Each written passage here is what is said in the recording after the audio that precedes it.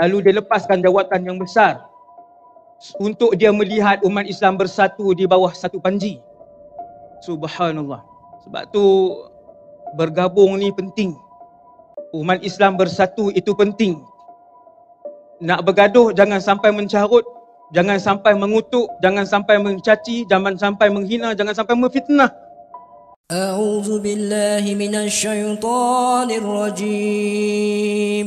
Khalifah umat Islam ketika itu setelah kewafatan Rasulullah sallallahu alaihi wasallam, Abu Bakar, Umar, Uthman, Ali, semua dah wafat. 2/3 dunia ketika itu dikuasai oleh orang Islam. Maksudnya yang jadi presiden umat Islam bukan seperti Perdana Menteri sesebuah negara yang kecil. Bahkan bukan seperti Presiden Amerika Syarikat. Jawatan yang sangat besar, kawasan jajahan yang sangat luas, kekayaan yang tak boleh diceritakan. Ya, Al-Umawi ketika itu fusai-fusak dia dihiasi dengan emas. Ini lampu-lampu ni emas. Kipas-kipas tu hiasan dia emas, pintu-pintu tu emas. Orang buat demonstrasi, khalifah suruh bawa keluar harta Baitul Mal. Ya, Al-Umawi. Bawa keluar harta Baitul Mal, lalu dilonggokkan emas yang berdiri di sebelah sana, tak boleh tengok yang di sebelah sini. Maksudnya jawatan tu jawatan yang besar, jawatan yang penting, jawatan yang mewah, jawatan yang semua orang nak. Tetapi cucu Rasulullah sallallahu alaihi wasallam ini dia letakkan jawatan sambil dia membacakan hadis Nabi yang diriwayatkan dalam Sahih Al-Bukhari, "Inna ibni hadza sayyidun." Ketika Nabi melihat Hasan ibn Ali merangkak masuk. Lalu Rasulullah mendukung Hasan ibn Ali. Dan Nabi sebut hadis yang masyhur itu, "Inna ibni hadza sayyidun." Anak aku ini adalah ketua, panglima. La'allallaha an yusliha bihi baina fi'ataini 'azimataini minal muslimin.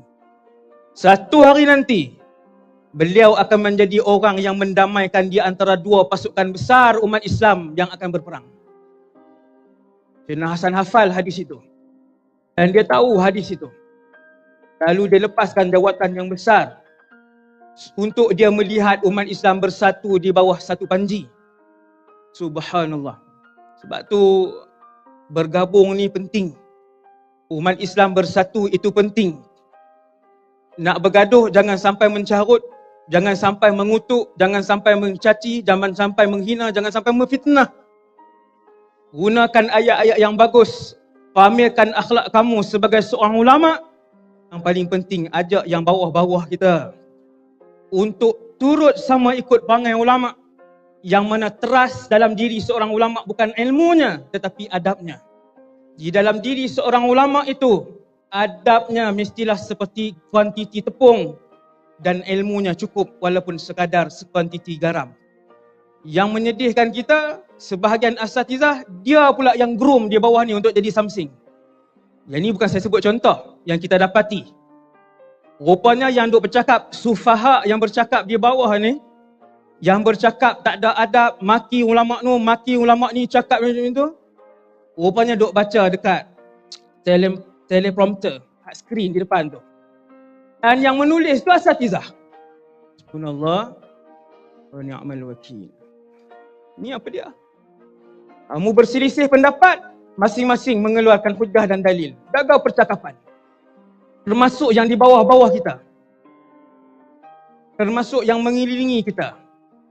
Bukan sampai kita dapati yang di bawah yang ini kita, yang memimpin tu pula, yang asatizah tu pula yang duk mengajak untuk buat macam ni, Ketika Hasan ibn Ali turun daripada khalifah, dia menyerahkan jawatan sambil membacakan hadis ini. Yaftakhiru bihadzal hadis alladhi ya'ti min jaddihi alaihi salatu wassalam. Allah menggantikan hadiah yang paling besar kepada Sayyidina Hasan ibn Ali. Atas sebahagian para ulama, di akhir zaman nanti akan muncul seorang pemimpin agung umat Islam, namanya Muhammad ibn Abdullah al-Mahdi, wa huwa min sullatil Hasan ibn Ali. Sebagai penghargaan daripada Allah Subhanahu wa taala, kemuliaan daripada Allah. Sebab Tok Wan dulu, orang Kedah panggil Tok Wan.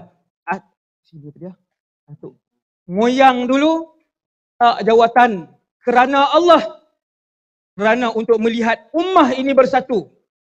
Lalu Allah keluarkan daripada keturunan Hasan bin Ali, manusia yang paling hebat di atas muka bumi Allah ketika itu. Min haitsul qiyadatu wal hikmatu.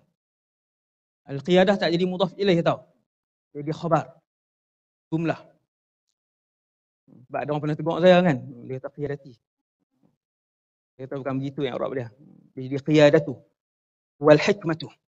Dua benda, kepimpinan dan juga hikmah yang paling tinggi pada ketika itu ada pada Muhammad ibn Abdullah Al-Mahdi.